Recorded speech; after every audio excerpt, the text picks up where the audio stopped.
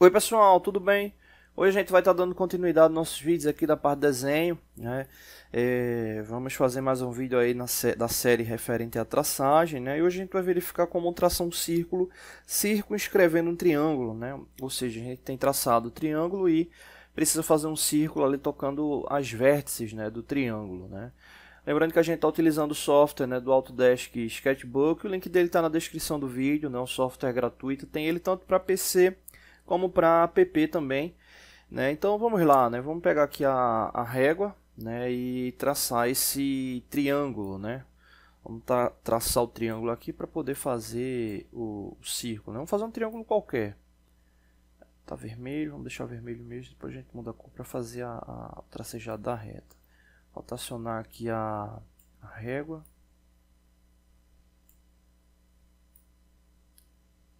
Aqui, acho que tá bom. Beleza. E aqui fazer a base, né? Deixar aqui a 0 grau.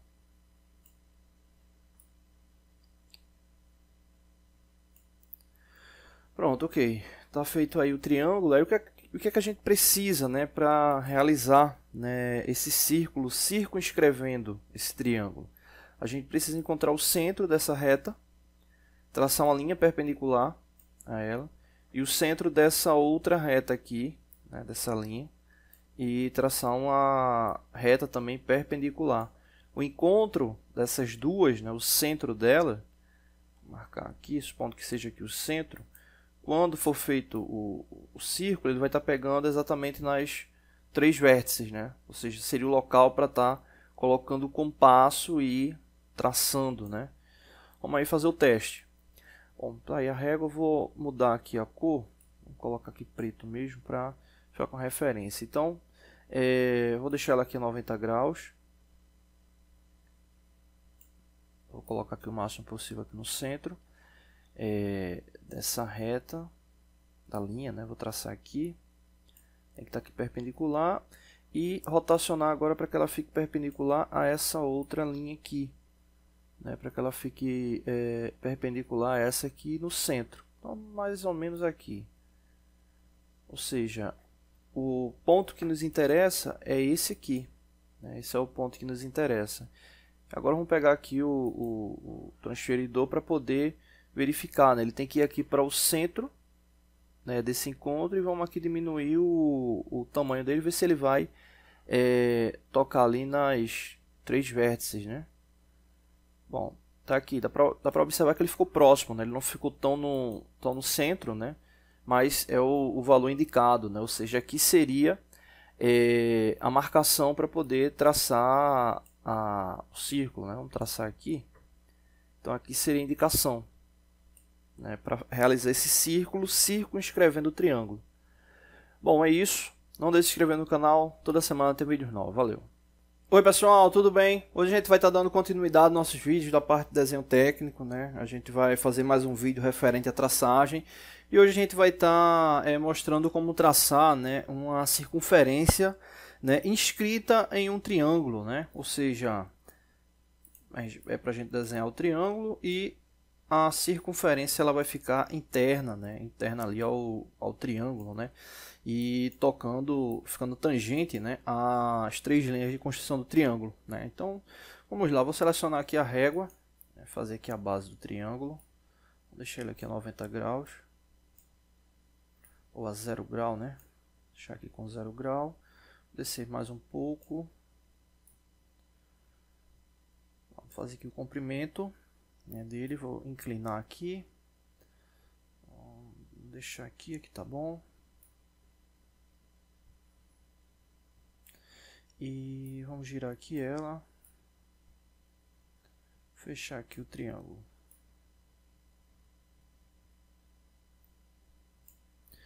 Pronto, aqui tá ótimo.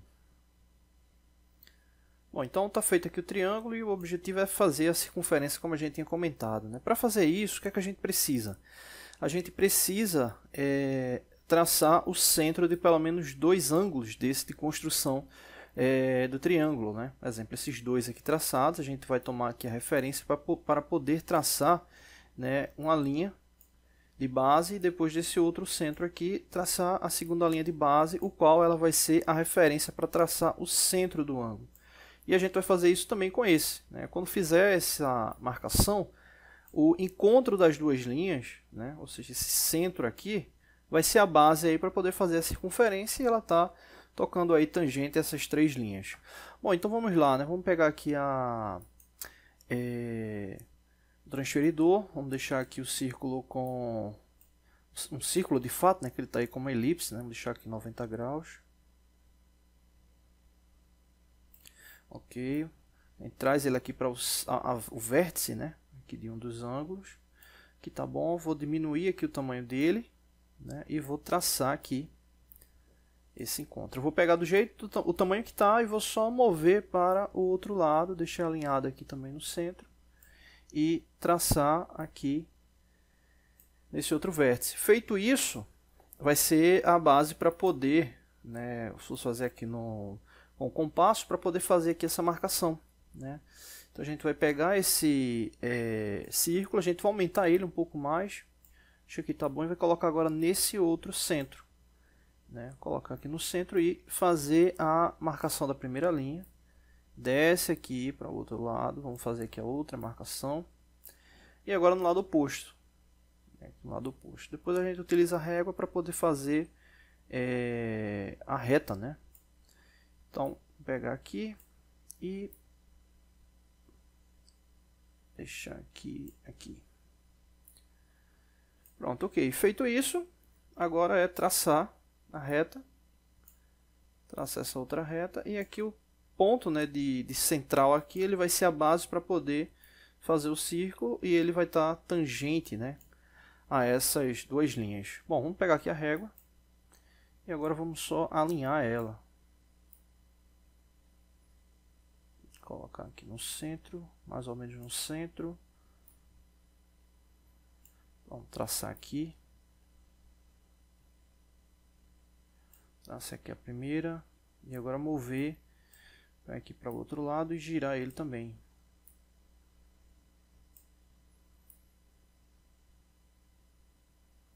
Acho que está bem alinhado aqui. Então, vou puxar mais um pouco aqui.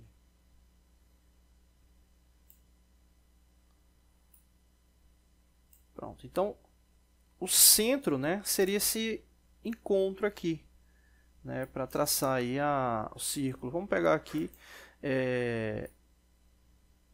o transferidor, né, e ele ficou já bem próximo, né, ali bem próximo ali do centro, né. Acho que essa linha aqui ela não ficou tão alinhada, por isso que ele não ficou tão mais preciso.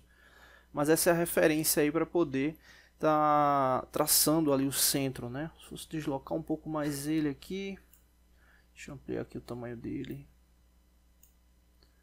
A gente vê aqui.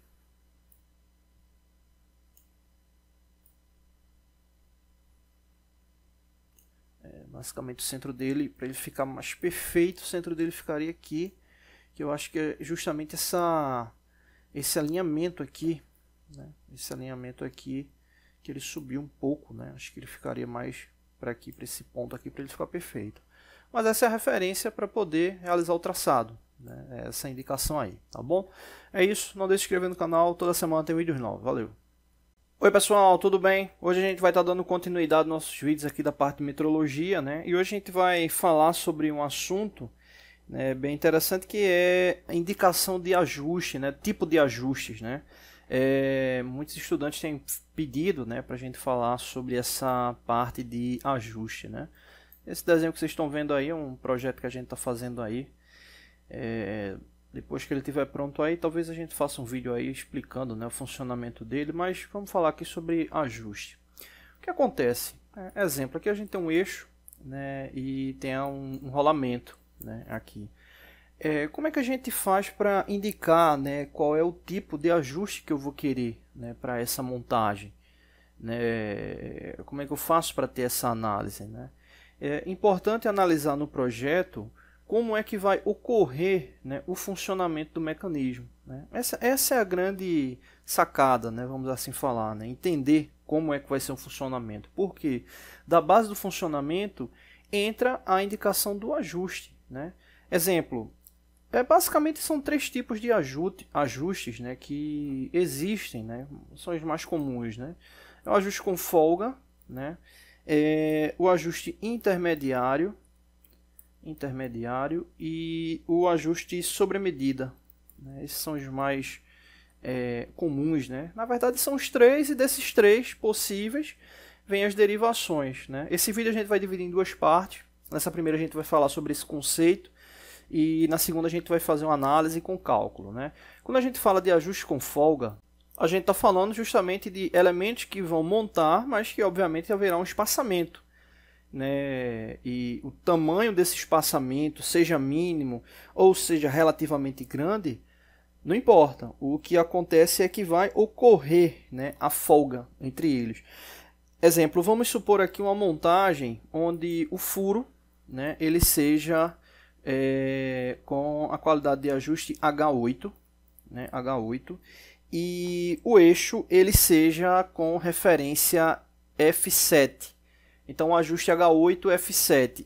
O que acontece? Esse tipo de montagem, H8 F7, a gente vai ter a seguinte condição, né, tomando como base a linha de referência do eixo 0. Né? Quando a gente fala linha de referência do eixo 0, está ligado à referência nominal. Né? No próximo vídeo, como a gente vai fazer o exemplo, fica mais fácil de entender. O que a gente vai falar agora é sobre essa questão de não tocar, já que é um elemento com folga. Então, nesse caso de um ajuste H8 e F7, o que acontece? O elemento que tem a base H8, né, ou seja, o furo que tem a base H8, o que acontece? Ele vai partir do eixo de referência, do eixo nominal, até um valor para mais. Né? Ou seja, ele vai do eixo de referência até para mais. O eixo de referência, como a gente falou, aqui referenciado como 0. Então essa aí é a variação. Quando a gente fala do F7, o F7 ele não vai tocar no eixo de referência. Não vai tocar no eixo de referência. Né? Ou seja, a variação limite dele, né? Exemplo, vamos supor que seja a indicação de variação, ele sempre vai ter um espaço, né? Uma folga ali para o H8. Né? Ou seja, ele vai ter esse espaço. Então, esse tipo de montagem, ele é considerado com folga, né? Uma folga relativamente grande. Né? Então, um tipo de montagem com folga. E quando a gente fala que é uma montagem com folga, significa o seguinte, aí vem um detalhe interessante. Se a gente tiver o menor valor do furo, que é o H8, vamos supor que seja o menor valor do furo, e o maior valor do eixo, mesmo assim eles não vão se tocar. Né? Ou seja, haverá uma folga entre eles. Né? Então, essa é a medida, ou essa é uma indicação de uma medida possível de montagem com folga. Né? Então, essa é a lógica de análise. Quando a gente fala já de uma montagem com interferência, ou melhor, com intermediário, né, pode ocorrer folga ou não. Né? Ele pode estar ali oscilando com a folga ou não. Né? É a relação da montagem intermediária, que a gente também vai ver um exemplo depois. Já no sobremedida, não tem folga. No sobremedida, ele não vai ter folga. Você diz, poxa, como é que monta um elemento que não tem folga? Normalmente esse tipo de montagem, ou o elemento ele passa por uma contração térmica ou por uma dilatação térmica. Né? Então, como eu disse, depende muito do projeto que vai ser utilizado. Então, essas são as características base. Vai ficar melhor para a gente entender quando a gente for para o próximo vídeo e já trabalhar em cima de exemplos, tá bom? Eu acho que talvez um único exemplo não seja o suficiente, qualquer coisa a gente faz mais de um exemplo. Valeu, não deixe de se inscrever no canal, toda semana tem vídeos novos. Oi pessoal, tudo bem? Hoje a gente vai estar dando continuidade aos nossos vídeos aqui da parte de metrologia. O segundo vídeo aí falando sobre tipos, né, de tolerância de ajuste. No último a gente falou sobre os conceitos e aí a gente vai para o exemplo.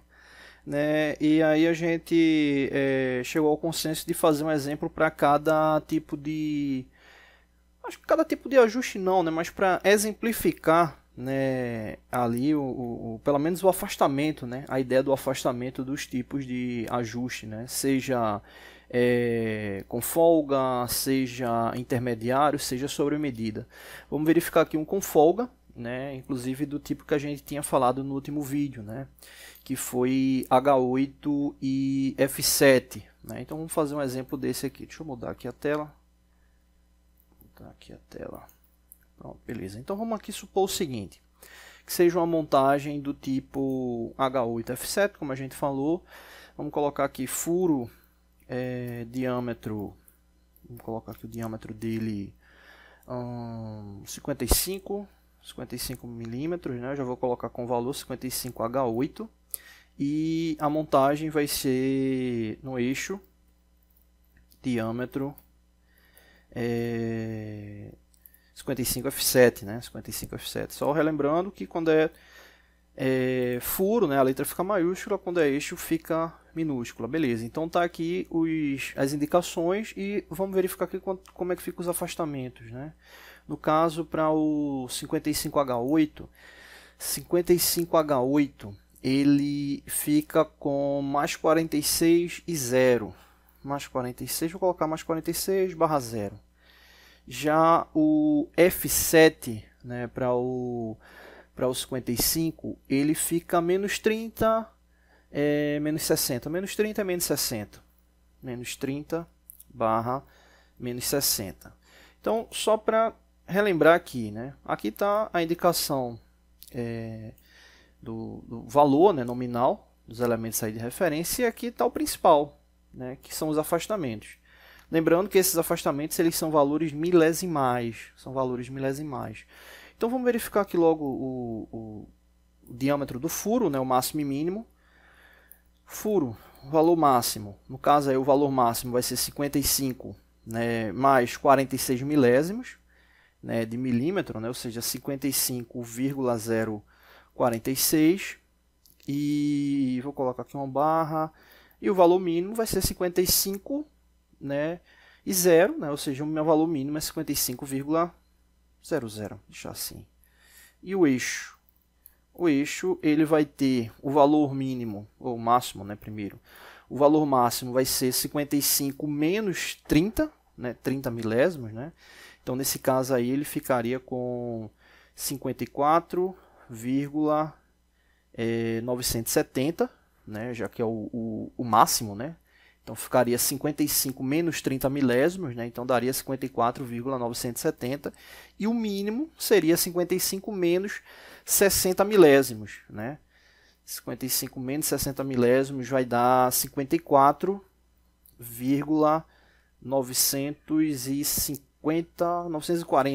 940, é isso.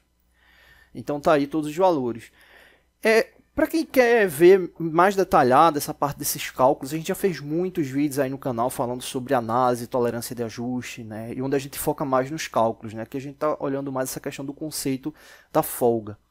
Então beleza, então aqui é o seguinte, o valor máximo do furo, 55,046, valor mínimo do furo, 55. Valor máximo do eixo, 54,970, mínimo 54,940. O que significa? Eles nunca vão se encontrar, ou seja, sempre vai ter uma folga. Qual é a folga máxima? Folga máxima. Nesse caso, a folga máxima vai ser o quê? O valor, levando em consideração o furo máximo, vou colocar FU max, que no caso o furo máximo é 55,046, menos o menor afastamento do eixo, né? Ou seja, o mínimo, que nesse caso é 54,940. Ou seja, se a gente subtrair esses dois valores, a gente vai ter a folga máxima, né? Então, 55,046 menos 54,940, né? Ou seja, é uma folga de mais de um décimo, né? 0,106, né? Dá 106 milésimos, né? Ou seja, um décimo e 6 milésimos, né? A folga mínima já vai ser o inverso, né? Na folga mínima, a gente vai ter a subtração do menor diâmetro do furo menos o maior diâmetro do eixo. Ou seja, a folga mínima vai ser 55 menos 54,970. Já vou colocar aqui o valor direto. Folga mínima, já vou colocar aqui o valor. Não vou nem calcular. Ou seja, vai ser 55 menos 54,970. A folga mínima vai ser 0,030. Né? Ou seja, essa aí é a folga mínima, né, entre esses elementos. Né? Ou seja, 3 centésimos de folga né? Então veja que mesmo na folga mínima, eles nunca vão se encontrar, ou seja, nunca vai ficar sobre medida. Né? Então sempre vai ter, né, uma indicação de folga. Então esse tipo de ajuste é um exemplo clássico aí de ajuste com folga, tá bom? Não deixe de se inscrever no canal, toda semana tem vídeos novos. Valeu!